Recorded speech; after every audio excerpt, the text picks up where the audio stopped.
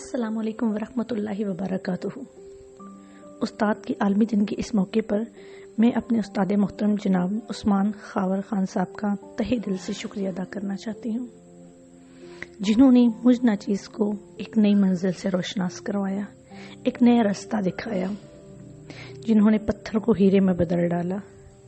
کیا شاعر نے خوب کہا ہے، سنگ بے قیمت تراشا اور جوہر کر دیا، سنگ بے قیمت تراشا اور جوہر کر دیا، شمع علم و آگاہی سے دل منور کر دیا۔ اگر ہم قرآن پاک اور حدیث کا مطالعہ کریں تو ہمیں وہاں بھی واضح طور پہ نظر آتا ہے کہ استاد کی عزت کا بار بار کہا گیا ہے، علم حاصل کرنے پر زور دیا گیا ہے۔ نبی پاک صلی اللہ علیہ وآلہ وسلم خود فرماتے ہیں کہ بے شک مجھے معلم بنا کر بھیجا گیا۔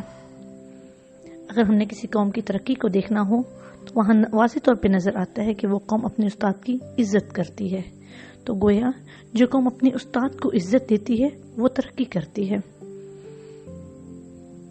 کیا خوب شاعر نے کہا ہے، گمنامی کے اندھیروں میں تھا ایک پہچان بنا دیا، دنیا کے غموں سے مجھے انہوں نے انجان بنا دیا، ان کی ایسی مہربانی ہوئی کہ استاد جی نے مجھے ایک اچھا انسان بنا دیا۔